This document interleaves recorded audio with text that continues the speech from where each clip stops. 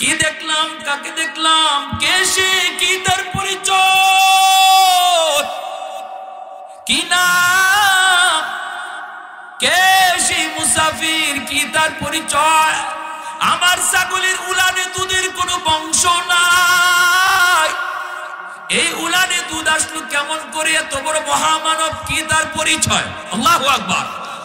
রাতের বেলা বেলাল ঘুমাইতে পারে না, ঘুমানোর আগে শুধু নবীর স্বপ্ন, নবীর চেহারা ভাসে। ঘুমাইতে গেলে ওর বেলাল নবীকে স্বপ্ন দেখে।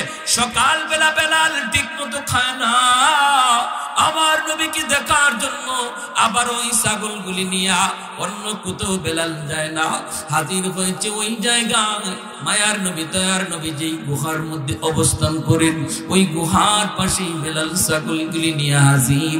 আর মনের ভিতরে তামান্না, মনের ভিতরে ইচ্ছা হলো, আজও যদি মুসাফির আমাকে ডাক দেন, আমি ছাগল নিয়ে তার কাছে হাজির হব, এক নজর তার দেখার জন্য। আরেকটু জোরে কন্যা সুবহানাল্লাহ। ওই দিন আল্লাহ নবী ডাক দিলেন, রাখাল। নবীজির ডাক শোনা মাত্রই বেলাল আবারও গেলেন, নবী ডাক দিলেন, এরে বেলাল। ওই দিনও বেলাল নবীর সামনে যা হাজির। আল্লাহ নবী আবারও বলেন, বেলাল একটা ছাগল নিয়ে আসো। ছাগল আনা মাত্রই নবী উলানে হাত লাগান, উলান দুধে ভরপুর হয়ে যায়। কারণ আমার নবীর হাত যেখানে লাগে ওই জায়গাটাই বরকতে ভরপুর হয়ে যায়। এটা তো নবীর বরকতি হাত, এটা তো আমার নবীর বরকতি হাত, ঠিক কিনা জোরে বলেন? নবীর বরকতি হাত যেখানে লাগে, নবীর বরকতি হাত যার জন্য উঠে, এর জন্য দোয়া আল্লাহর সাথে সাথে কবুল করে। বেলাল ওই দিনও চলে গেলেন, আমার নবীকে পরিচয় জানতে পারেন না। নবীর পাশে আসলেই তিনি দম বন্ধ হয়ে যায়, কথা ভুলে যান, বিবেক খারাপ হয়ে যান, শুধু নবীর চেহারার দিকে তাকায় থাকেন। কিন্তু তিনি যে বলবেন, আপনি কে, কি আপনার পরিচয়, কেন আপনি গুহায় আছেন, এই কথাটা বেলাল বলে যায়। এইভাবে তিন দিন চলে গেল। তৃতীয় দিন বেলাল মনে মনে কয়, আজ আমি অবশ্যই জিজ্ঞেস করব আপনার পরিচয় কি, আপনি কেন এখানে? তৃতীয় দিন যায় যখন নবীর পরিচয় জানতে চাইলেন, মায়া নবী যখন পরিচয়টা শোনায় দিলেন, সাথে সাথে বেলাল কয়, নবী গো, আমি আর দেরি করতে চাই না, শুধু নাম শুনেছি আপনার, আজ নিজের চোখে দেখলাম। ওগো নবীজি, আমি নিজের চোখে যা আপনার মুজিজা দেখেছি, আপনার সাথে মালিকের সম্পর্কের প্রভাব আমি যা নিজের চোখে দেখেছি, পৃথিবীর আর কেউ না দেখুক, আর কেউ না জানুক, আমি তো জানি, আমি তো দেখছি। অতএব দেরি করতে চাই না গো নবী, এই মুহূর্তে কালেমা পড়ায় মুসলমান বানিয়ে দেয়। আওয়াজ পৌঁছে গেল মালিকের কানে, শুরু হয়ে গেল নির্যাতন, শুরু হয়ে গেল নির্যাতন, এত নির্যাতন, এত নির্যাতন। হযরত আবু বকর সিদ্দিক রাদিয়াল্লাহু তাআলা আনহু তিনি মরুভূমির পাশ দিয়ে তিনি যাইতেছেন। দেখেন বেলালের দম যায় যায় অবস্থা, এত নির্যাতন, এত নির্যাতন। উমাইয়াও মারে, মক্কার উশৃঙ্খল যুবকগুলি তারাও মারে, গলার মধ্যে রশি লাগাইয়া ওই মক্কার উত্তপ্ত ভূমিতে তারা এরকম ভাবে টানাটানি করে, চামড়াগুলি খসে যায়। আবার ভাইয়েরা পাথর চাপা দিয়ে বুকের উপর রাখে, জিহ্বার মধ্যে এরকম ভাবে উমাইয়া পেরাক ঢুকাইয়া দিছে। আবু বকর সিদ্দিক কানে কানে এসে কই, বেলাল রে, এ বেলাল, জান বাঁচানোর জন্য মিথ্যা কথাও বলা যায়, এ বেলাল মেরে ফেলবে বেঈমানরা, অন্তত একটা বারের জন্য তুমি আল্লাহ আল্লাহ জিকির বন্ধ করো। বেলাল কই, রে ভাই আবু বকর, আমি চেষ্টা করি কিন্তু আমার জবান বন্ধ হয় না, আমি চেষ্টা করি, জবান বন্ধ হয় না। যারা আল্লাহ আল্লাহ জিকিরে অভ্যস্ত হয়ে যায়, আমলের ভিতরে যারা পাবন্দি এসে যায়, চাইলেও পারে না।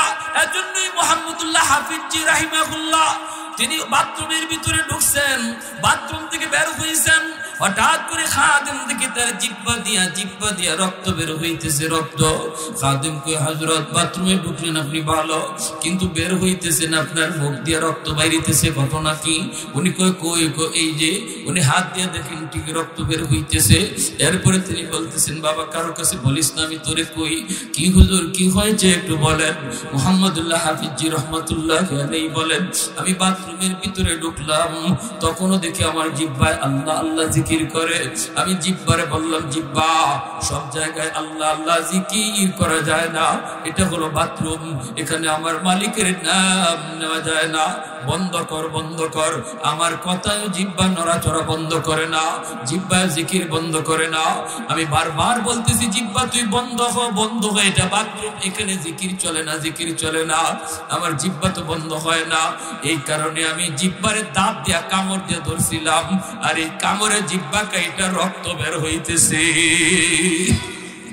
যেই জমিনের কোরআন এবং হাদিসের আলোচনা হয়, যেখানে আল্লাহ রসুলের আলোচনা হয়, এই জায়গাটাকে রহমতের ফেরেশতারা, আকাশের ফেরেশতারা নক্ষত্রের মতো চমকাইতে দেখেন। সুবহানাল্লাহ জোরে কোন প্যারে হাজিরিন।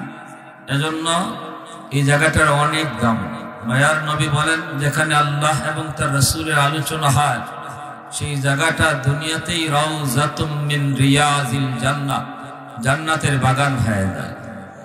জান্নাতের বাগানে আল্লাহ সবাইকে আসার বসার সুযোগ দেয় না।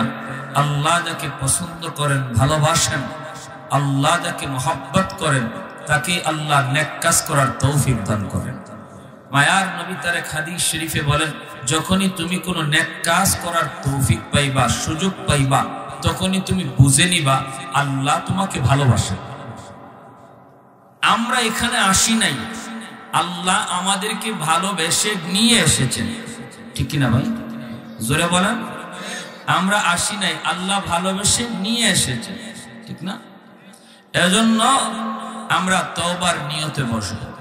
একজন মানুষ এখানে আসার আগে সে গুনাহগার ছিল, কিন্তু বসার সাথে সাথে তওবার নিয়ত করলো। আল্লাহ রাব্বুল আলামিন বসার আগে সে, তার নাম ছিল গুনাহগারের তালিকায়, আর তওবার নিয়তের সাথে সাথে আল্লাহ তার নাম তালিকাভুক্ত করেছে ওলির খাতায়। আত-তাইবু মিনাজ যামবি কামান লা যামবা লা। মায়ার নবী, রহমতের নবী বলেন, তওবাকারীর তওবা আল্লাহ এমন ভাবে কবুল করে, তার আমলনামায় কোনো গুনাহই থাকে না, বরং এই গুনাহটারে আল্লাহ নেকি দ্বারা পাল্টায় দেয়। যেরকম না সুবহানাল্লাহ, নেকি দ্বারা আল্লাহ গুনাহ পাল্টায় দেয়। কি ভাই? কেন? কারণ হলো, হাসরের মাঠে তার আমলনামা দেখে কোনো মানুষ যেন খোঁটা দিতে না পারে, কেউ যেন এই কথা না বলে, মিয়া তোমার এই জায়গা খালি দেখা যায়, মনে হয় এখানে গুনাহ ছিল, আল্লাহ দয়া করে মাফ করে দিছে, তুমি দয়ার গুণে মাফ পাইছো, আল্লাহ দয়া করে মাফ করছে, এতটুকু কথাও যেন কেউ তার কইতে না পারে, বলতে না পারে। এজন্য গুনার জায়গাটা মোচন কইরা এই খালি জায়গাটা আবার নেকি দ্বারা ভরপুর করে দাও। সুবহানাল্লাহ। তাহলে আমরা তওবার নিয়তে বসতে পারি না? কারা কারা তওবার নিয়তে বসার নিয়ত? আল্লাহ তুমি প্রতিটা হাতকে কবুল করো, আমাদের প্রত্যেকের তওবাকে তুমি কবুল করো। যেরকম আমি মুআজ্জাজ হাজিরিন, তওবাকারীর পিছনের গুনাহ যে আল্লাহ পাক নেকি দ্বারা পাল্টায়, এই প্রসঙ্গে একটা ঘটনা বলবো। মনোযোগ সবার আসছে তো ইনশাআল্লাহ? একটা ঘটনা বলি। ঘটনাটা হলো হযরত সিদ্দিক আকবর রাদিয়াল্লাহু তাআলা আনহু, এই উম্মতের শ্রেষ্ঠ মানুষ, ঠিক না? উম্মতে মুহাম্মাদীর মধ্যে আবু বকর সিদ্দিকের চেয়ে বেশি মর্যাদাবান আর কেউ নাই। 10 জন যে মানুষকে নবী দুনিয়ার তাত্ত্বিক জান্নাতের সার্টিফিকেট দিয়েছেন, যাদেরকে আশারায়ে মুবাশশারা বলা হয়, এর মধ্যে 1 নম্বরই হলেন আবু বকর সিদ্দিক রাদিয়াল্লাহু তাআলা আনহু। সে আবু বকর সিদ্দিক রাদিয়াল্লাহু তাআলা আনহু একদিন হযরত ওমর ফারুক রাদিয়াল্লাহু তাআলা আনহুকে বলতেছেন, ভাই ওমর, তোমার নেকি আমি আবু বকরের চেয়ে অনেক বেশি।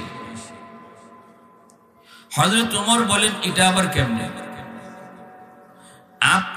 আপনার মর্যাদা আমার চেয়ে কত বেশি, আপনার নেকি আমার চেয়ে কত বেশি, সেখানে আপনি কেমনে কোন যে আমি ওমরের নেকি আপনার চেয়ে বেশি?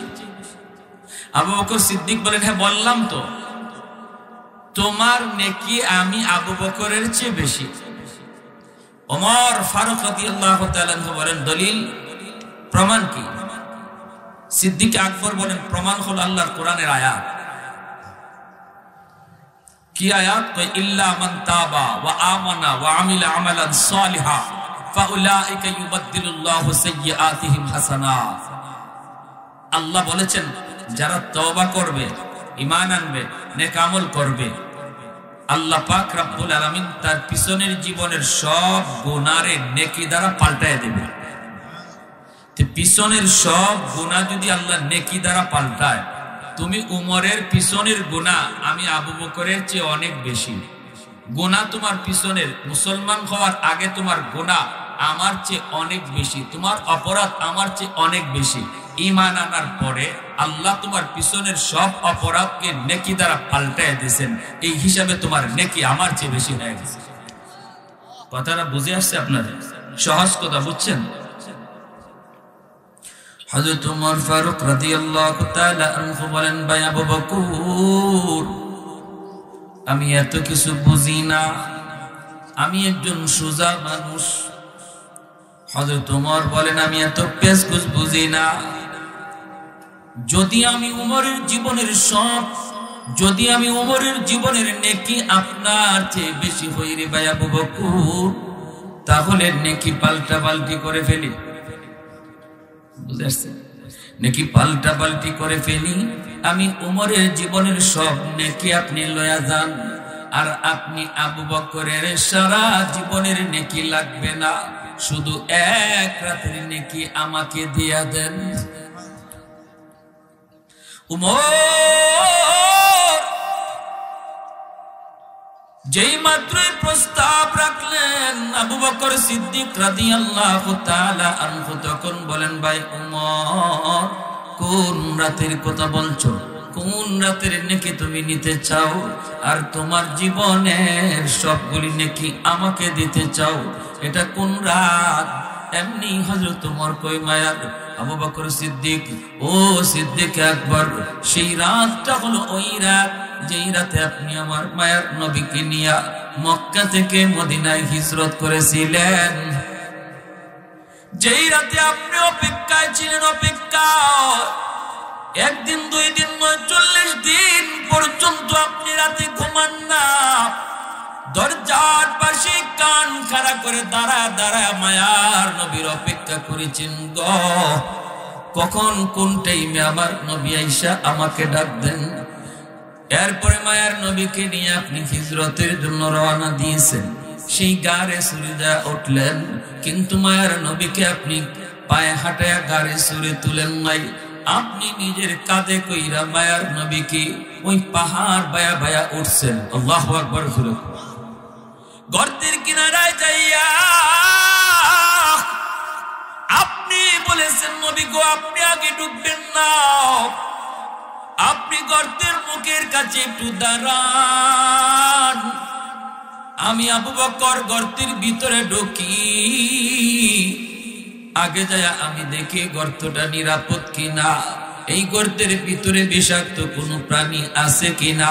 ওগো নবীজি, আমি আবু বকরকে যদি কোনো বিষাক্ত প্রাণী ক্ষতি করে, উম্মতের এত ক্ষতি হবে না যতটা ক্ষতি হবে আপনার ক্ষতি হলে। যেরকম সুবহানাল্লাহ। ইয়া রাসূলুল্লাহ, ইয়া হাবিবাল্লাহ, নাগো নবী, আপনি গর্তের কিনারে দাঁড়ান।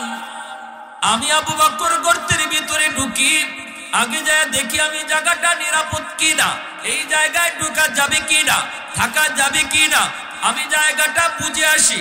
এরপরে তুমি ঢুকলা, ঢুইকা আবু বকর সবগুলি গর্ত নিজের পাগড়ির কাপড় সিরা সবগুলি গর্তের মুখ তুমি বন্ধ করে দিয়েছ। একটা মুখ তুমি বন্ধ করতে পারো নাই, কারণ তোমার কাছে অবশিষ্ট কোন কাপড় ছিল না। মায়ার নবীরে তুমি গর্তের ভিতরে নিয়ে ঢুকছো, কিন্তু মায়ার নবীরে ঘুম পাড়ায় দিছ। নিজের উরুতে আল্লাহর নবী, রহমতের নবী ঘুমান, অথচ ঘুমের প্রয়োজনটা তোমার বেশি ছিল।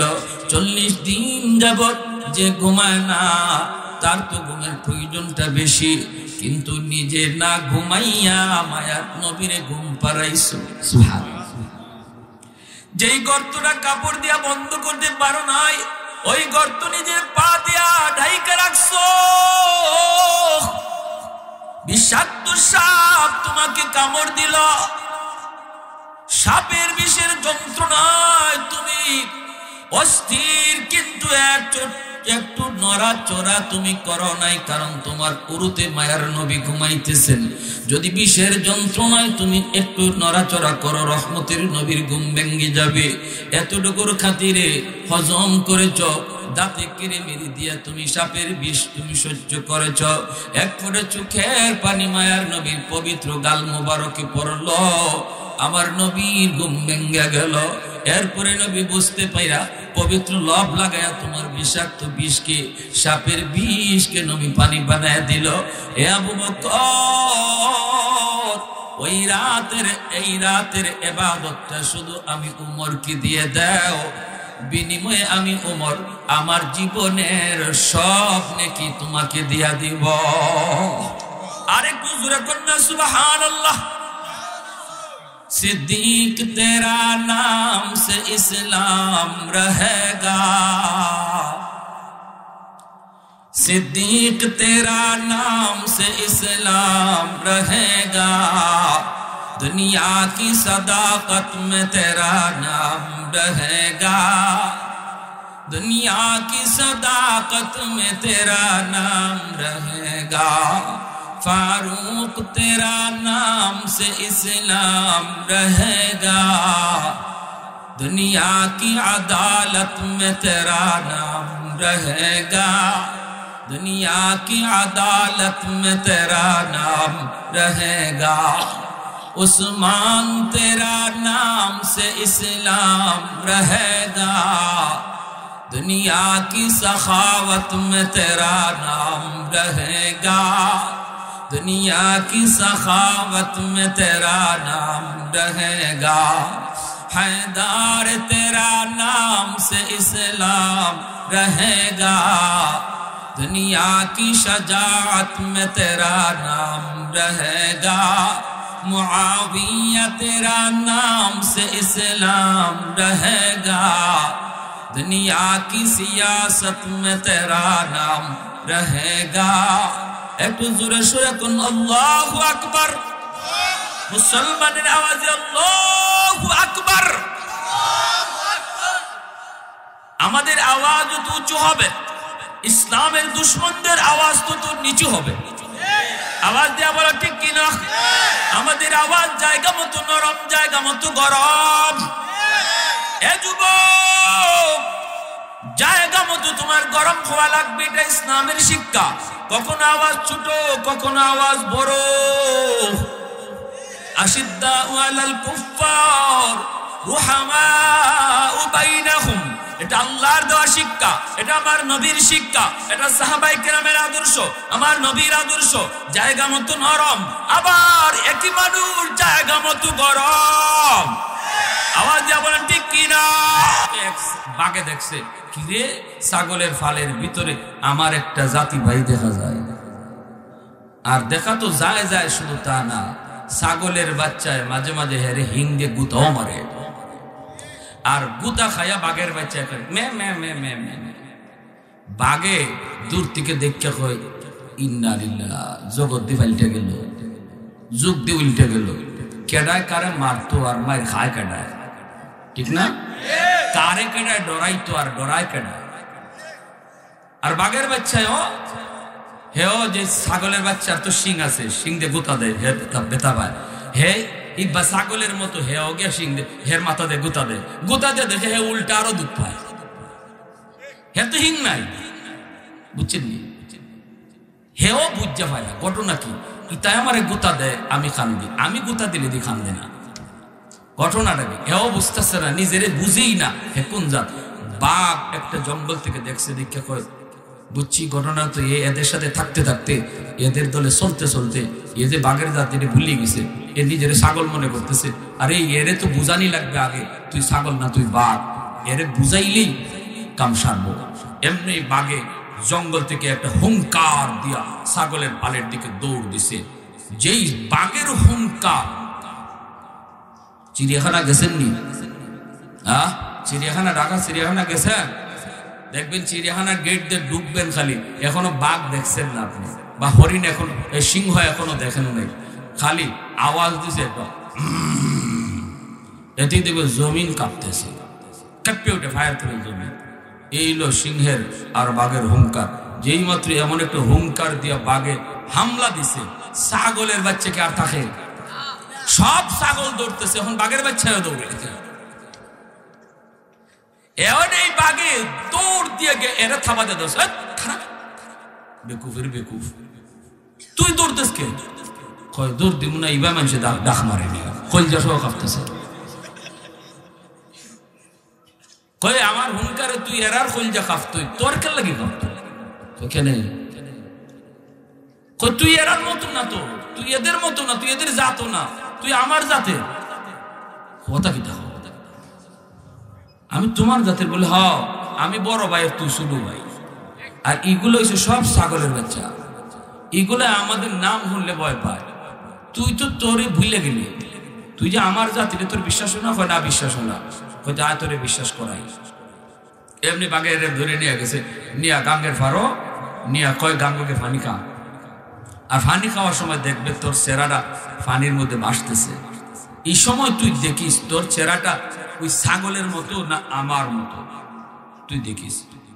হেগে ঠিকই ফানি খাইতে গেছে গাঙ্গের ফারো, ফানির মাঝে চেহারা ভাসে না, চেহারাটা ভাসতে বাঘের বাচ্চা হাই হাই হাই, আমি এতদিন কুল পাগলে হয়েছিলাম, আরে হ্যাঁ ইতাই আমারে গুতাইছে, আর আমি খালি ভেবে ভেবে ভেবে করছি। তে খারা এখন ওই হে গাঙ্গের ফার থেকে ফারা উঠছে, উঠতে হে মোশনটা লয়ে দিছে আর কি, বাপ আইসে খুলল, কারণ নিজের পরিচয় ফাইলিছে, এখন কি আর বাপ না আর বাকি আছে?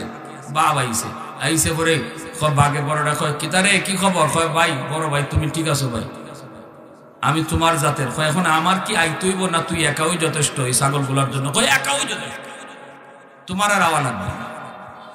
এই যে পরিচয়টা, এই পরিচয়টার কারণে তার সে হুঙ্কার ফিরে আসছে।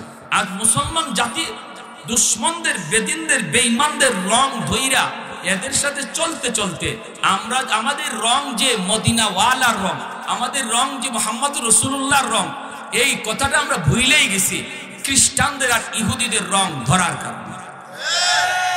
মদিনাওয়ালার রংটারে দুশ্মনটা ভয় পায়। মদিনাওয়ালার রং, রহমতের নবীর রং, সাহাবায়ে কেরামের রং, এই রংটারে বেঈমানরা জমের মতো ডরায়। কিন্তু আমরা ওই রংটাই ভুলে গেছি। আজকে আমরা, এজন্য আমার ভাইয়েরা যে কথা বলতেছিলাম, ঘরে বাইরে আজকে আমাদের দুশ্মন, অতএব আমাদের আর ঘুমায় থাকার সুযোগ নেই। উলামায়ে কেরামের নেতৃত্বে আমরা মজবুত হব, উলামায়ে কেরামের ছত্র ছায়ায় আমরা ঈমান বাঁচানোর আন্দোলনে নেমে পড়ব। কোনো দল বুঝি না, কোনো মত বুঝি না, আমরা একটা বুঝি, আমরা এক আল্লাহর গোলাম, এক নবীর উম্মত। আর একটু জোরে বলেন ঠিক কিনা? আমাদের পরিচয় ইসলাম, ভিন্ন কোনো পরিচয় নাই। যদি ঈমান বাঁচাইতে হয়, আলাইকুম বিমুজালাসাতিল উলামা ওয়া ইসতিমাই কালামিল হুকামা ফাইন্নাল্লাহ তাআলা ইউহয়িল কলবাল মাইয়িতা বিনূরিল হিকমা কামা ইউহয়িল আরদাল মাইতাতা বিওয়াবিলিল মাতার। নবী বলেন, শেষ জামানায় যদি মহাদৌলত ঈমান বাঁচাতে চাও, আমি নবী তোমাদেরকে ভবিষ্যৎবাণী করে গেলাম, আমার উম্মতের উলামায়ে কেরামের সাথে মিলেমিশে থাকবা, উলামায়ে কেরামের পরামর্শে চলবা। উলামায়ে কেরাম যদি কখনো তোমাকে রাজপথে ডাক দেয়, তাহলে সবার আগে ময়দানে হাজির থাকবা। কারণ মনে রাখো, উলামায়ে কেরাম কোনোদিন আপনাকে রাজপথে মেম্বার হওয়ার জন্য ডাক দিবে না, নিজের চেয়ারম্যান হওয়ার জন্য ডাক দিবে না, মন্ত্রী মিনিস্টার হওয়ার জন্য ডাক দেয় না। উলামায়ে কেরাম যদি হাদিসের মসনদ রেখে ময়দানে নামে, বুঝতে হবে সেটা গোটা মুসলিম উম্মাহর স্বার্থে নেমেছে, ঈমান বাঁচাও আন্দোলনের জন্য নেমেছে, কোনো ক্ষমতার জন্য নয়। আওয়াজ দিয়া কোন ঠিক কিনা? Takbir! Allahu Akbar! Islam, Islam! Zindabad, Zindabad! Zindabad, Zindabad! Islam, Islam! Alamul Marus, Alamul Marshablura! Hushiyar Shabdan! Shah Jalal Ekbaluwar! Torche utok arekbar!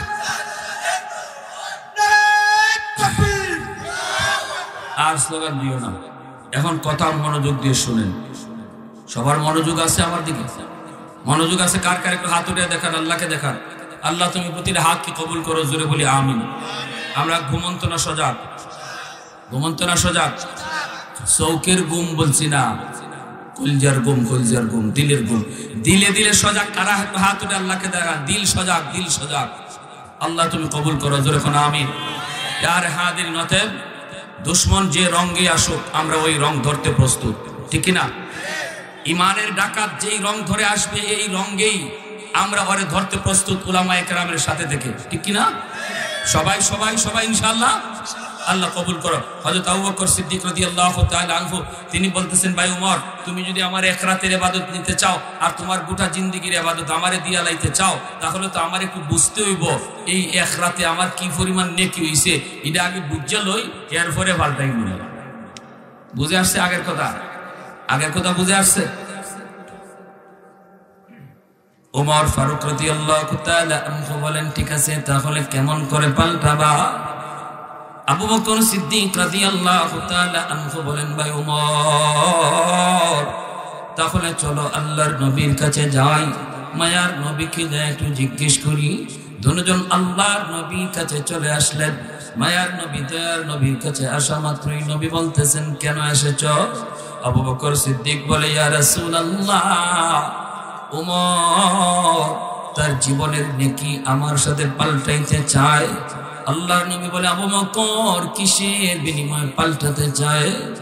Abu Bakr বলে, নবী গো, এক রাতের ইবাদত নিয়ে যেতে চায় আর বিনিময়ে ওমর তার জীবনের নেকি আমাকে দিতে চায়। আল্লাহর নবী বলে, ওমর জীবনের নেকি দিতে চায় আর তোমার এক রাতের ইবাদত নিতে চায়, এটা কোন রাত? সিদ্দিক আকবর বলে, ইয়া রাসূলুল্লাহ, ওই রাতটা হলো যেই রাতে আমি আপনাকে নিয়ে হিজরত করেছিলাম, যেই রাতে আমি আপনাকে নিয়ে হিজরত করেছিলাম গো নবী, মক্কা থেকে মদিনায়। ওই রাতের ইবাদতটা ওমর নিতে চায়। আল্লাহর নবী রহমতের নবী তখন বলেন, জবাব তুমি কি দিয়েছো? আবু বকর বলেন, নবী গো, আমি বলেছি রে ভাই ওমর দিব, তবে নবীকে একটু জিজ্ঞালই, আল্লাহর নবীর কাছ থেকে একটু জেনে নেই ওই রাতে আমার ইবাদত কেমন, ওই রাতে আমার নেকের পরে পাল্টাবো। আল্লাহ নবী রহমতের নবী কইরে, আবু বকর পাল্টাবা কি পাল্টাবা না, বদলাইবা কি বদলাইবা না, আমি নবী তোমাকে সাজেশন দেব না, এটা তোমাদের দুজনের ব্যাপার। আমার এই ব্যাপারে কোনো কথা নাই, আমার এই ব্যাপারে কোনো পরামর্শ নাই, আমি বাধা দেব না, কারণ দুজন মায়ার নবীর শ্বশুর। দুজন কি? দুজন আল্লাহর নবীর শ্বশুর। আবু বকর সিদ্দিক তিনিও মায়ার নবীর শ্বশুর, হযরত ওমর তিনিও মায়ার নবীর শ্বশুর। আল্লাহর নবী কয়, আবু বকর আমি পরামর্শ দিতে পারি, শুধু সিদ্ধান্ত তোমরা নিবা, আমি নিব না, আমি দেব না।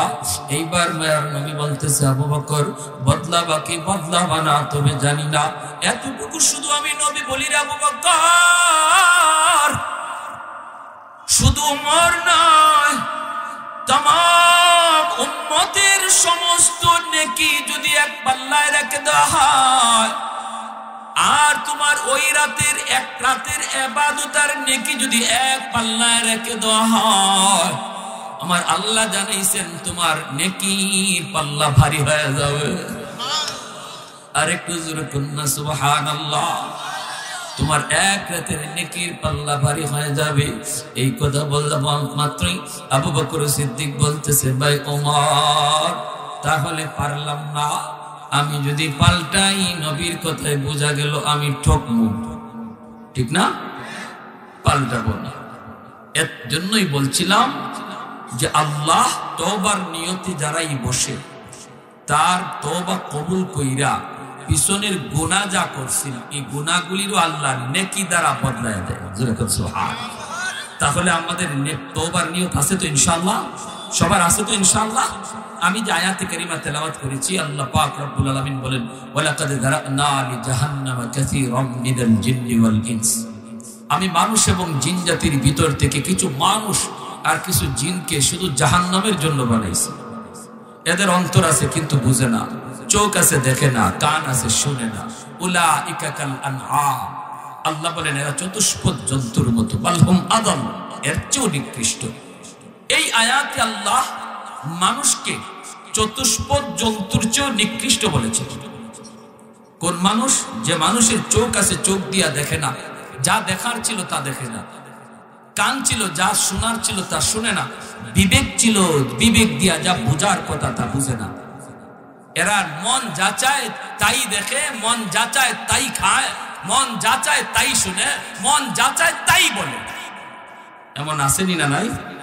আসেনি না নাই? যারা বলে দেয়ার ইজ নো গড, আল্লাহ বলতে কিছু নাই, যারা বলে মানুষ বান্দর থেকে হইছে,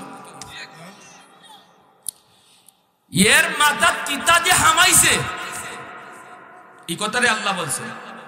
এদের বিবেক আছে, বুঝ নাই, চোখ আছে দেখে না, কান আছে শুনে না, এতটুকু বুদ্ধি নাই যে মানুষ বলে বান্দর থেকে হইছে, বিবর্তন বা ডারউইনের মতবাদ।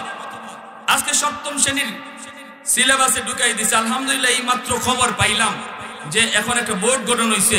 এই সিলেবাস, এই পাঠ্যপুস্তকের এই যে পড়া, এই যে লেখা, এটা পরিবর্তন করার জন্য সরকার উদ্যোগ নিছে এবং কিছু বিজ্ঞ আলেমকেও পাশে রাখবে। আলহামদুলিল্লাহ এখন আমরা সরকারকে ধন্যবাদ জানাই।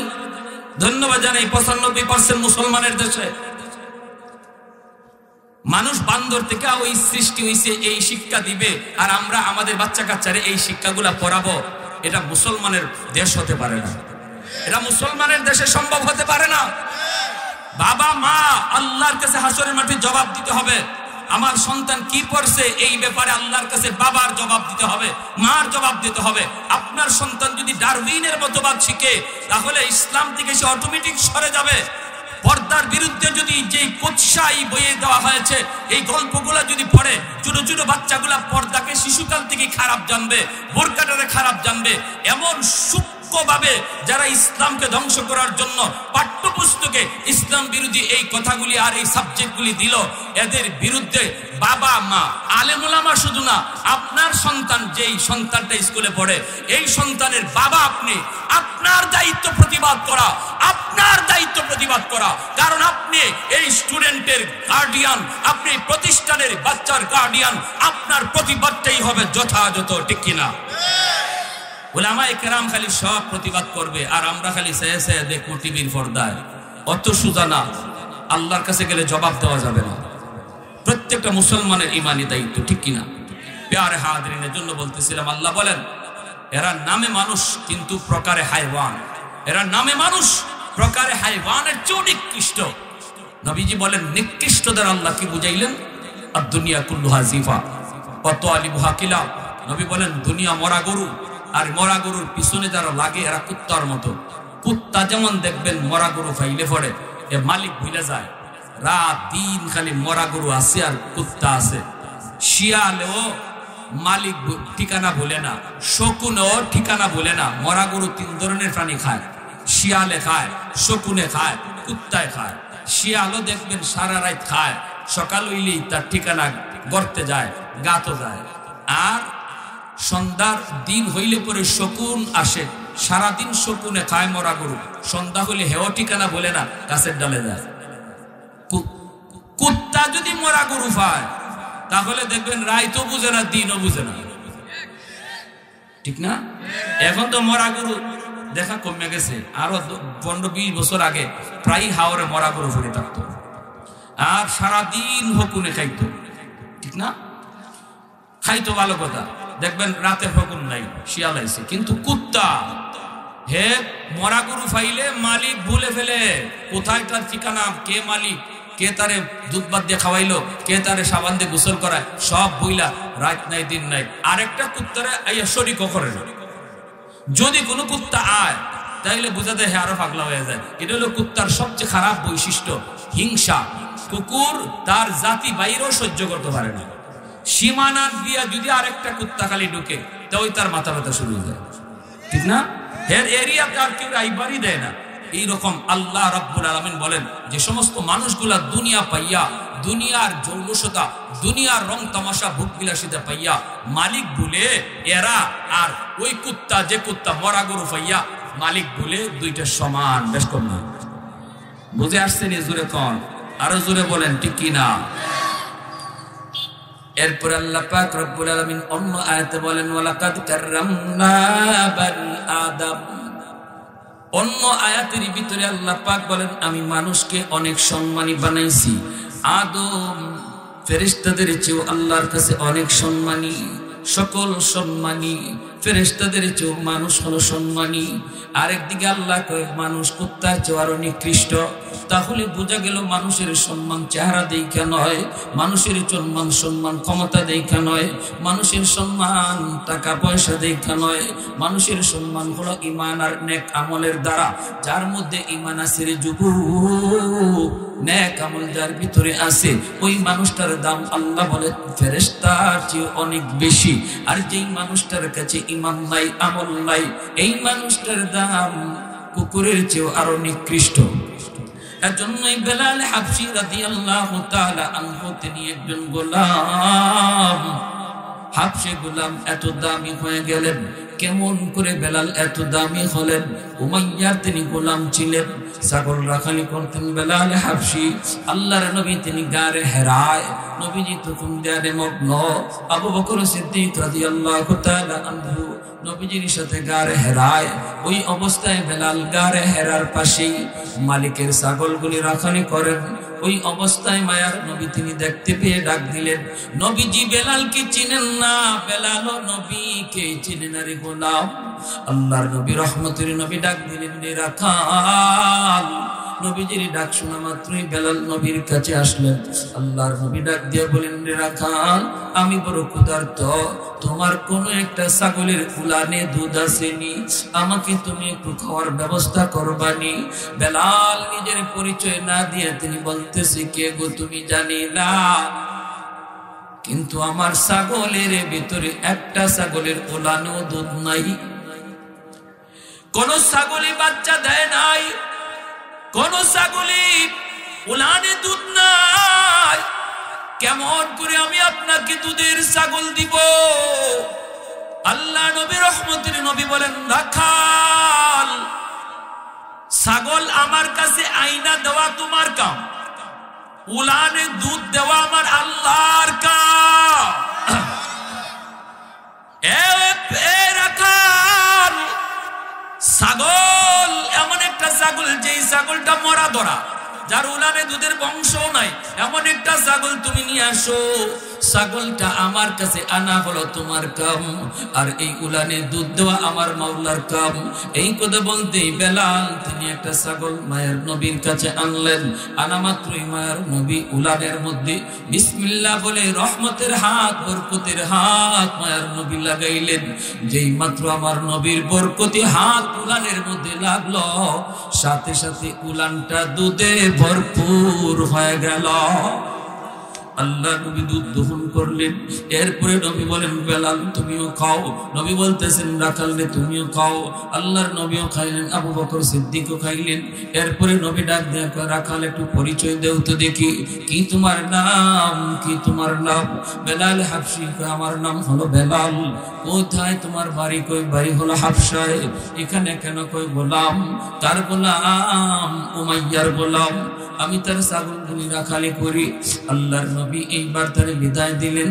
বেলাল চলে গেলেন মালিকের বাড়িতে, তিনি ছাগল নিয়ে চলে গেলেন তো ঠিক, কিন্তু শুধু চোখের সামনে সর্বদা আমার মায়ার নবীর নুরানি চেহারা ভাসে।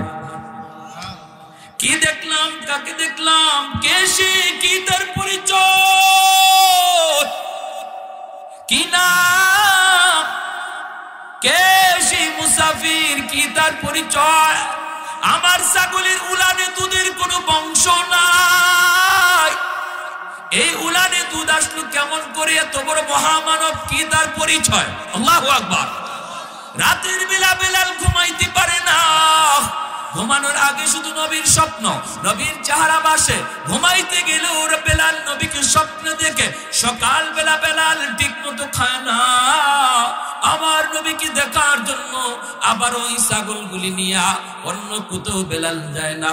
হাজির হয়েছে ওই জায়গায় মায়ার নবী, দয়ার নবী যেই গুহার মধ্যে অবস্থান করেন, ওই গুহার পাশেই বেলাল ছাগলগুলি নিয়ে হাজির। আর মনের ভিতরে তামান্না, মনের ভিতরে ইচ্ছা হলো, আজও যদি মুসাফির আমাকে ডাক দেন, আমি ছাগল নিয়ে তার কাছে হাজির হব এক নজর তার দেখার জন্য। আরেকটু জোরে কন্যা সুবহানাল্লাহ।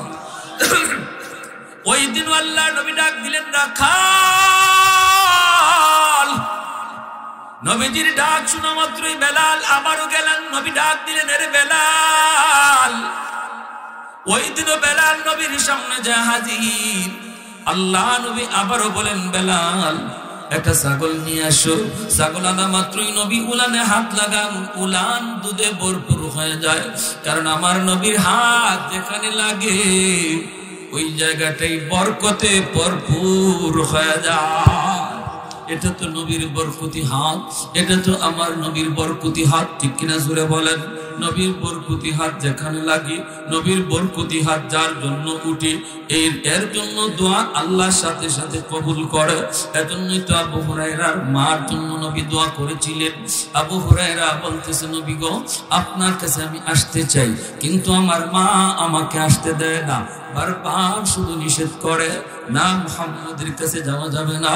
ওগো নবীজি আপনি একটু আমার আম্মার জন্য একটু দোয়া করেন, হেদায়েতের দোয়া করেন। মায়ার নবী হাত উঠাই দিলেন, আল্লাহুম্মা হদি উম্মা আবি হুরায়রা, আল্লাহ তুমি আবু হুরায়রার মাকে হেদায়েত দাও। নবী দোয়া করেন হাত উঠাইয়া, আর আবু হুরায়রা দোয়া সাইরা বাড়ির দিকে দৌড়ায়।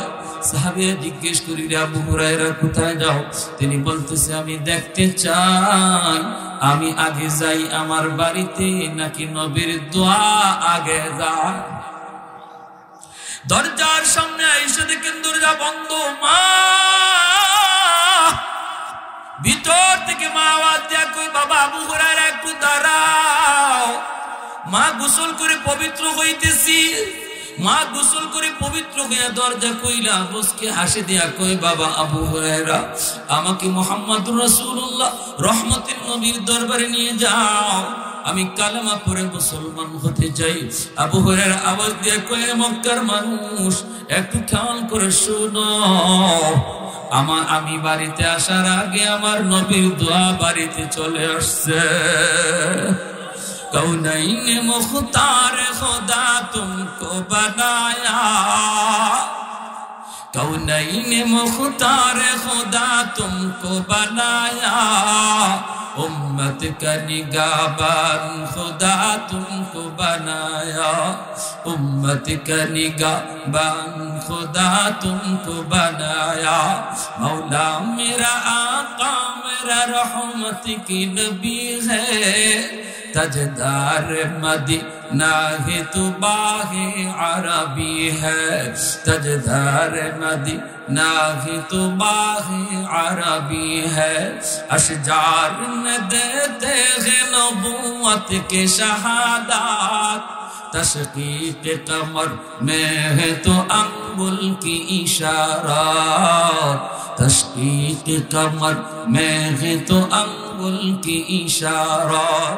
একটু জোরে সুরে কোন আল্লাহু আকবার। বেলাল ওই দিনও চলে গেলেন, আমার নবীকে পরিচয় জানতে পারেন না। নবীর পাশে আসলেই তিনি দম বন্ধ হয়ে যায়, কথা ভুলে যান, বিবেক খারাপ হয়ে যান, শুধু নবীর চেহারার দিকে তাকায় থাকেন। কিন্তু তিনি যে বলবেন আপনি কে, কি আপনার পরিচয়, কেন আপনি গুহায় আছেন, এই কথাটা বেলাল বলে যায়। এইভাবে তিন দিন চলে গেল। তৃতীয় দিন বেলাল মনে মনে কয় আজ আমি অবশ্যই জিজ্ঞেস করব আপনার পরিচয় কি, আপনি কেন এখানে। তৃতীয় দিন যায় যখন নবীর পরিচয় জানতে চাইলেন, মায়ার নবী যখন পরিচয়টা শোনায় দিলেন, সাথে সাথে বেলাল কই নবী গো আমি আর দেরি করতে চাই না, শুধু নাম শুনেছি আপনার, আজ নিজের চোখে দেখলাম। ওগো নবীজি আমি নিজের চোখে যা আপনার মুজিজা দেখেছি, আপনার সাথে মালিকের সম্পর্কের প্রভাব আমি যা নিজের চোখে দেখেছি, পৃথিবীর আর কেউ না দেখুক আর কেউ না জানুক, আমি তো জানি আমি তো দেখছি। অতএব দেরি করতে চাই না গো নবী, এই মুহূর্তে কালেমা পড়ায় মুসলমান বানিয়ে দেন। আওয়াজ পৌঁছে গেল মালিকের কানে, শুরু হয়ে গেল নির্যাতন, শুরু হয়ে গেল নির্যাতন, এত নির্যাতন, এত নির্যাতন। হযরত আবু বকর সিদ্দিক রাদিয়াল্লাহু তাআলা আনহু তিনি মরুভূমির পাশ দিয়ে তিনি যাইতেছেন। দেখেন বেলালের দম যায় যায় অবস্থা, এত নির্যাতন উমাইয়াও মারে, মক্কার উশৃঙ্খল যুবকগুলি তারাও মারে, গলার মধ্যে রশি লাগাইয়া ওই মক্কার উত্তপ্ত ভূমিতে তারা এরকম ভাবে টানাটানি করে, চামড়াগুলি খসে যায়। আবার ভাইয়েরা পাথর চাপা দিয়ে বুকের উপর রাখে, জিহ্বার মধ্যে এরকম ভাবে উমাইয়া পেরাক ঢুকাইয়া দিছে। আবু বকর সিদ্দিক কানে কানে এসে কই, বেলাল রে, এ বেলাল জান বাঁচানোর জন্য মিথ্যা কথাও বলা যায়, এ বেলাল মেরে ফেলবে বেঈমানরা, অন্তত একটা বারের জন্য তুমি আল্লাহ আল্লাহ জিকির বন্ধ করো। বেলাল কই, রে ভাই আবু বকর, আমি চেষ্টা করি কিন্তু আমার জবান বন্ধ হয় না, আমি চেষ্টা করি জবান বন্ধ হয় না। যারা আল্লাহ আল্লাহ জিকিরে অভ্যস্ত হয়ে যায়, আমলের ভিতরে যারা পাবন্দি এসে যায়, চাইলেও পারে না।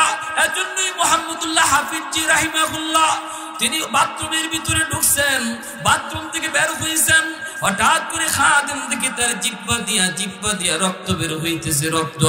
খাদিম কই, হযরত বাথরুমে ঢুকলেন আপনি ভালো, কিন্তু বের হইতেছেন আপনার মুখ দিয়া রক্ত বাইরিতেছে, ঘটনা কি? উনি কই এই যে উনি হাত দিয়ে দেখেন ঠিক রক্ত বের হইতেছে। এরপরে তিনি বলতেছেন, বাবা কারো কাছে বলিস না, আমি তোরে কই। কি হুজুর কি হয়েছে একটু বলেন।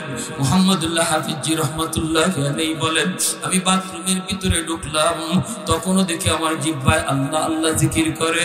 আমি জিহ্বারে বললাম, জিহ্বা, সব জায়গায় আল্লাহ আল্লাহ জিকির করা যায় না, এটা হলো বাথরুম, এখানে আমার মালিকের নাম নেওয়া যায় না, বন্ধ কর।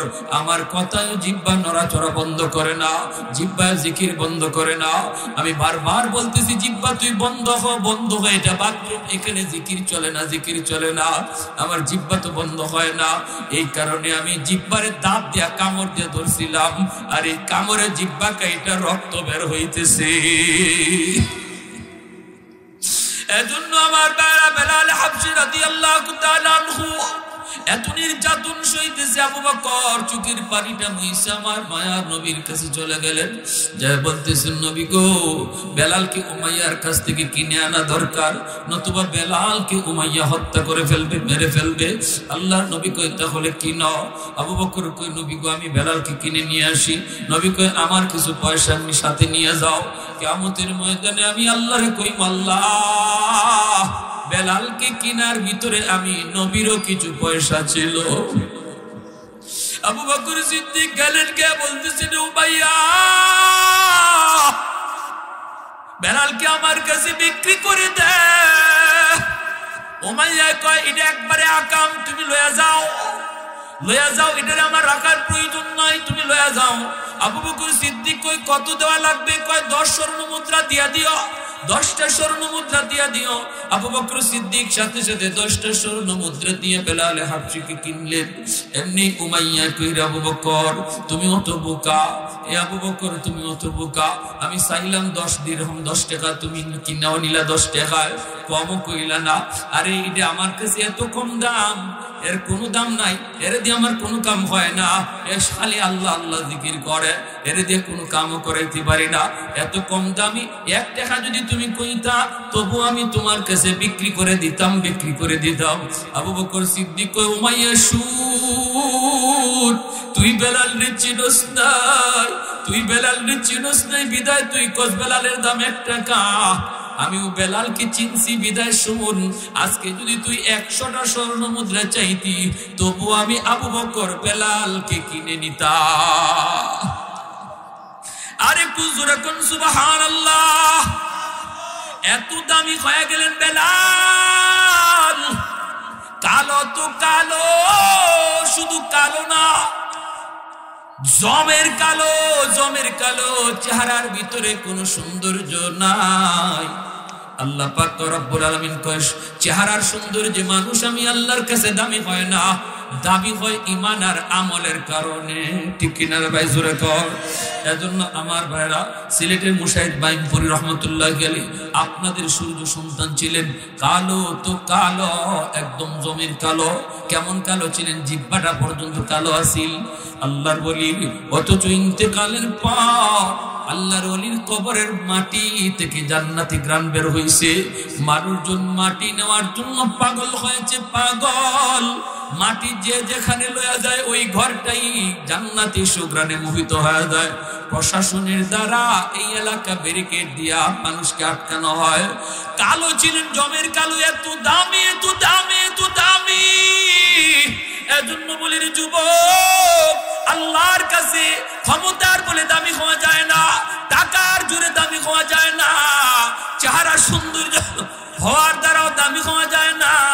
আল্লাহর কাছে যদি দামি হতে হয়, ওই যুবক, যেই যুবক যৌবনে মসজিদে গিয়ে নামাজ পড়ে, যেই যুবক যৌবনে বাপ মার সেবা করে, যেই যুবক যৌবনে কোরআনের পাগল হয়, যেই যুবক যৌবনে আলেমদেরকে শ্রদ্ধা করে, যেই যুবক যৌবনে হালাল পথে চলে হারাম থেকে বাঁচে, এই যুবক যৌবনে আল্লাহর তালিকায় ওলির খাতায় নাম উঠে যায়। سبعة يذلهم الله في ظله يوم لا ظل إلا ظله إمام عادل إمام عادل ورجل شاب نشأ في عبادة ربه এজন্য ইমার নবী কয়, ওই যুবক, যেই যুবক যৌবনে পাগলামি করে না, যৌবনে সে মদ গাঞ্জা খায় না, যৌবনে হারাম প্রেম ভালোবাসার দিকে যায় না, অন্তরের ভিতরে মালিকের প্রেম জমায় নাই, এই যুবক, যেই যুবক যৌবনে বাপ মার সেবা করে, যেই যুবক যৌবনে দাঁড়িয়ে রাখে, মাথায় টুপি পরে মসজিদে হাজির হয়, ওই যুবক কিয়ামতের ময়দানে আল্লাহর আরশের ছায়ার নিচে মেহমান হয়, এবং যৌবনেই তার নাম ওলির তালিকায় লেখা হয়। একজন যুবক ওলি হওয়া যত সহজ, বৃদ্ধ মানুষ ওলি হওয়া তত সহজ না। কারণ যত ওলি আল্লাহর ওয়াহেস হয়েছেন, সমস্ত ওলি হয়েছেন যৌবন কালে। যৌবনের ইবাদতটা আল্লাহর কাছে এত দাম। বেলাল হাবশির দাম এত বেড়ে গেল। এইবার বেলাল হাবশির দাম কেমন বাড়ছে? মদিনা তিনি গেলেন, আল্লাহর নবীর পার্সোনাল সেক্রেটারি হয়ে গেলেন। সুবহানাল্লাহ, জোরে কোন। বেলাল হাবশিকে কিনে আনলেন আবু বকর সিদ্দিক, নবীর খেদমতে আসলেন। আসার পরে নবী আজাদ করলেন, আবু বকর আজাদ করে দিলেন। সেই বেলাল, তিনি এত কালো বেলাল, হাবশার গোলাম ছিলেন যিনি, তিনি হয়ে গেলেন রহমতের নবীর পার্সোনাল সেক্রেটারি, পিএস। এখন নবীর সাথে যদি কেউ দেখা করতে হয়, সবার আগে বেলালের অনুমতি নিতে হয়। যেরকম সুবহানাল্লাহ, নবীর সাথে দেখা করতে হলে বেলালের পারমিশন লাগে। মায়ার নবীর দরজার সামনে পাহারাদারের মতো দাঁড়ায় থাকেন। নবীর ঘরের মুনতাজিমে বাইতে রাসূলুল্লাহ সাল্লাল্লাহু আলাইহি ওয়াসাল্লাম, আবার মসজিদে নববীর মুয়াজ্জিন, নবী ইমাম, বেলাল মুয়াজ্জিন। আজান দিবেন বেলাল, আজান দিয়েই হযরত বেলাল হাবশী রাদিয়াল্লাহু তাআলা মায়ার নবী ঘরে কোথায় আছেন, কোন অবস্থায় আছেন খোঁজার জন্য যাইতেন। আল্লাহ নবীর খাদেম ছিলেন, পার্সোনাল সেক্রেটারি ছিলেন, নবীর ঘরের দারওয়ান ছিলেন, নবীর মসজিদের মুয়াজ্জিন ছিলেন, সবই বেলালই ছিলেন। সুবহানাল্লাহ। আমার ভাইরা, বেলাল হাবশী নবীর সাথে যারাই দেখা করত, এদেরকে মেহমানদারি করতেন। তো বেলাল হাবশী মেহমানদারি করতে যাইয়া তিনি কখনো কখনো মানুষের কাছ থেকে ধার আনতেন, ধার আনিয়া মেহমানদারি করতেন। এক পর্যায়ে এক লোকের কাছ থেকে ধার আনতে আনতে এত ধার বাইরে গেছে, এই লোকে একদিন হযরত বেলাল হাবশী আজান দিবেন, এখন আজান পরে দেও, আমার টাকা দেওয়া নেই। বেলাল হাবশী কবে টাকা দিব না, আজানটা দেওয়া, এখন আজানও দিতে দিব না, আজান দিবা পরে টাকা দেওয়া নেই। বেলাল হাবশী রাদিয়াল্লাহু তাআলা এটা কেমন কথা? আল্লাহ নবীর কাছে আসলেন, নবীজি বলেন তো ঠিক আছে, নবীজি জিম্মাদারি নিলেন। এরপরে বেলাল আজান দিলেন। এবার নবী বলতেছেন, বেলাল ঋণ পরিশোধ করবো কেমন করে? বেলাল বলি, ইয়া রাসূলুল্লাহ, আমিও তো ভাবতেছি কেমনে করবো গো নবী, তাহলে আমার কয়েকদিনের জন্য ছুটি দেন, আমি দূরে কোথাও চলে যাই, গিয়ে মজদুরি করব, কাজকর্ম করব, হ্যাঁ, মানুষের ঘরে কাজ করব, কইরা আমি কিছু টাকা আইনা ঋণ পরিশোধ করব। অথচ এই ঋণটা করছেন নবীর মেহমানদেরকে খাওয়ানোর জন্যই। আল্লাহ নবী অনুমতি দিয়ে দিচ্ছেন। সারা রাত বেলাল তিনি কাপড় চোপড় গুছাইতেছেন, সকালে তিনি চলে যাবেন কাজের সন্ধানে। ফজরের সময় বেলাল কাপড় গুছাইতেছেন ঠিক, কিন্তু বেলালের চোখ দিয়ে দরদর করে পানি পড়ে। রহমতের নবীর আশিক, এই আশিক কেমন করে নবীকে তুইয়া অন্য কোথাও যে কাজ করবেন। ফজরের সময় কে যেন দরজায় নক করে, বেলাল মায়ার নবী তোমাকে মসজিদে নববীতে রাখেন। বেলাল মসজিদে নববীতে গেছেন, গিয়া দেখেন মদিনার মসজিদে নববীর সামনে 10টা উট বুঝাই করা খাদ্য দ্রব্য আর মালামাল হাজির। সুবহানাল্লাহ। আল্লাহ নবীর কাছে বেলাল যায়, কই নবী গো কেন ডাক দিয়েছেন? নবী কো, বেলাল তোমার ঋণের জিম্মাদার আল্লাহ নিজে হয়ে গেছেন। সুবহানাল্লাহ। 10টা উট বুঝাই করা মালামাল তোমার জন্য পাঠানো হয়েছে। এ বেলাল এইগুলা তুমি লয়ে যাও, লয়ে তুমি ওই লোকের ঋণ পরিশোধ করো, অবশিষ্ট যা তাকে আবার মানুষের কাছে দান করো। সুবহানাল্লাহ। এই ভাইরা বন্ধুরা, ফজরে আজান হয়ে গেল, বেলাল আজান দিয়ে দিলেন। ভাইরা বন্ধুরা, এরপরে দেখা গেল ভাইরা না, একটা ঘটনা বলি, শুধু একটা ঘটনা বলি, এরপরে শেষ টানবো বয়ানের। ভাইরা বন্ধুরা, রমজান মাস, সেহরির টাইম, সেহরির আগে মুয়াজ্জিন সাহেবরা বলে টাইম শেষ, টাইম শেষ। কয়নি না কয় না? 3টা বাজে, 3:30 বাজে, 4:40 বাজে, কয়নি না কয়নি? তারপরে কয় 10 মিনিট বাকি, এরপরে কয় 5 মিনিট বাকি, এরপরে কয় টাইমই নেই, হয় না? তো হযরত বেলাল যখনই ভাবছেন, তিনি কইছেন টাইমই নাই, তখন তিনি মনে মনে ভাবতেছেন, যে দেখি আমার নবী খায়া শেষ করছেন নি, সেহরি খায়া শেষ করছেন নি, আমি যে আজান দিব আগে যায় দেখি আমার নবী খানা শেষ করছেন নি, সেহরি খাওয়া শেষ নি।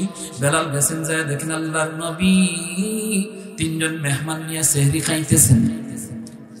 বেলাল যায় বলতেছে, ইয়া রাসূলুল্লাহ সেহরির টাইম শেষ।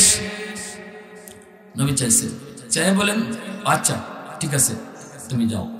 বেলাল গেলেন, ভাবছেন নবী তো খানা খায় শেষ করে ফেলছেন। একটু পরে তিনি আবার আসছেন, টেরি টাইম তো শেষ, আজান তো দিয়ে দিন। গিয়ে দেখি নবী এখনো খানা খায় শেষ করছেন নি। হযরত বেলাল আয়া দেখেন নবী এখনো খানা খাইতেছেন।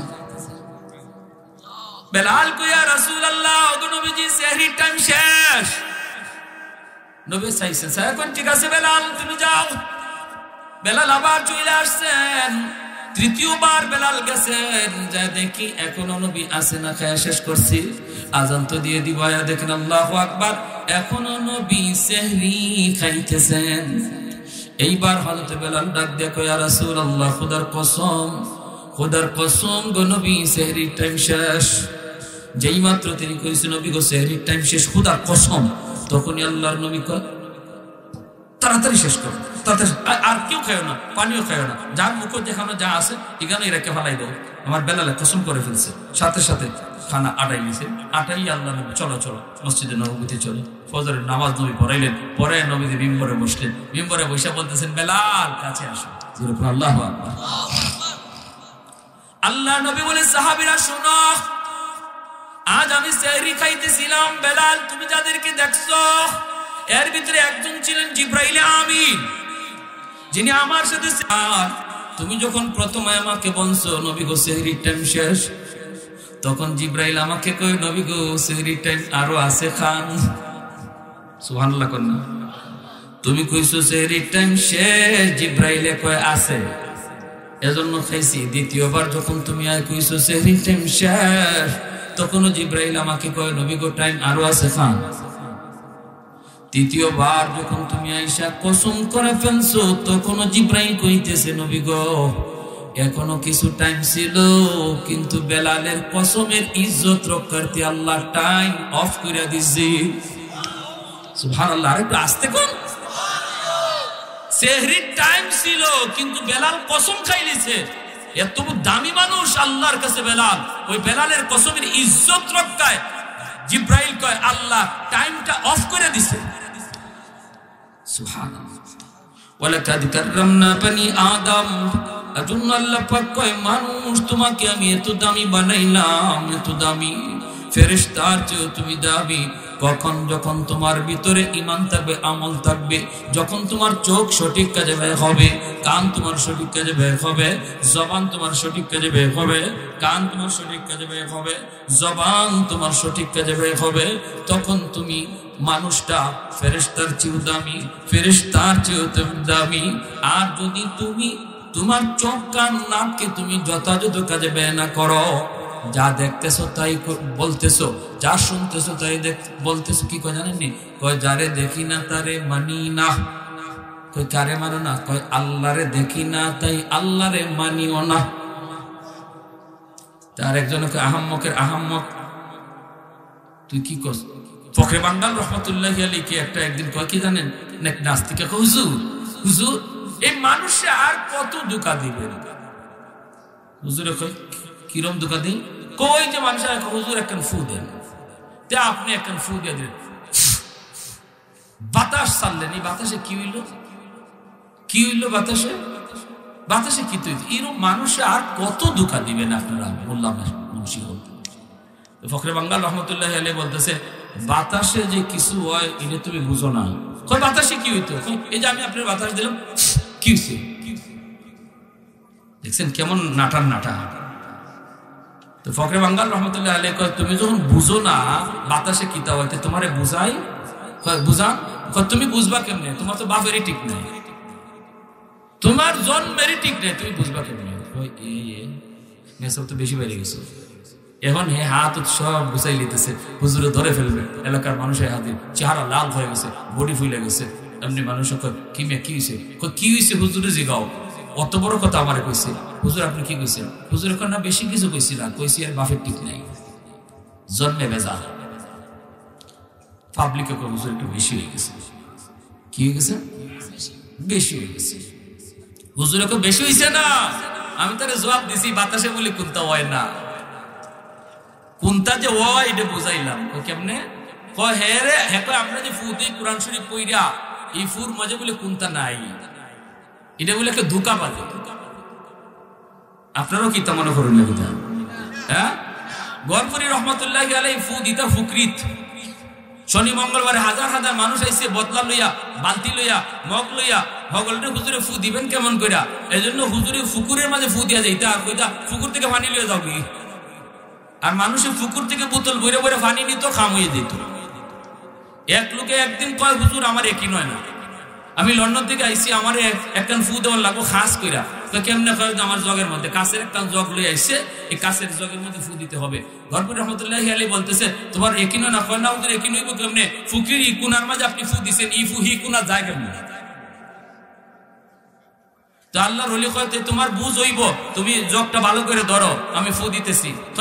ধরলাম তো, ওই ধরছি এইভাবে। আমাদের উস্তাদগণ পাশে ছিলেন যারা দেখছেন, এইভাবে জগটা ধরছে, আর আল্লাহর কোরআনে আয়াত করে ফু দিছেন। দেওয়ার লগে লগে কাছের জগ টাস টাস করে ফাইটা মাটির ফুরা পানি সহ ঘুরে গেছে। তাহলে আল্লাহর কালামের মধ্যে আসর আসেনি না নাই? এই কথা বুঝাইবার লাগি ফখরে বাঙ্গাল কয়, তুমি বুঝবা কেমনে কোরআনে আয়াতে যে আসর আছে? তোমার তো জন্মের ঠিক নাই, তোমার বাপের ঠিক নাই। তখনই কয় হুজুরে কয়, আমি কেন কইছি এটা বুঝবা? তোমরা যারা পাবলিক এসো তোমরা শুনো। হে বলে বাতাসে কি আছে এটা বুঝে না, এটা বুঝাইলাম। আমি যে তারে একটা গালি দিছি, এটা একটা বাতাস, এটা মারছিও না, আঘাত করছি না। দেখো একটা বাতাস ছাড়ছি, এর সেরা লাল হয়ে গেছি গা, বডি ফুললে গেছি গা, হ্যাঁ মোটো হয়ে গেছি গা, আমার দলিলিত। অথচ আমি তার মারলাম না, অথচ হাতও তুললাম না, একটা বাতাস চাললাম। বাতাসে যদি তার চেহারা লাল বানায় দেয়, বডি ফুলায় দেয়, একটা নাপাক বাতাস তাও গালি। কোরআনের আয়াত হলো পাক, পাক আয়াত কইরা বাতাস চাললে যে 100 নয়, এটা বুঝাইছি। বুঝে আসছে আপনাদের? জোরে কোন ভাইরা বন্ধুরা, কোন কথা ছিলাম? কোনটার থেকে কোনটা তাইছি কর না ঘর? হ্যাঁ, তো হযরত বেলাল হাবশী রাদিয়াল্লাহু তাআলা আনহু তখন ওই অবস্থায়, তিনি যখন আল্লাহ পাক রব্বুল আলামিন কয় জিবরাইল জানায় দাও আমার বেলালের ইজ্জতের খাতিরে আমি আল্লাহ সেহরির টাইমটা অফ করে দিয়েছি। যেরকম সুবহানাল্লাহ। তাহলে আমার ভাইরা বন্ধুরা বলুন দেখি, আল্লাহর কাছে দামি হয় টাকার জোরে, ক্ষমতার জোরে, না আমলের জোরে? কারা কারা যৌবনে আমল করতে রাজি আছে? একটু হাত উঠে আল্লাহকে দেখায়।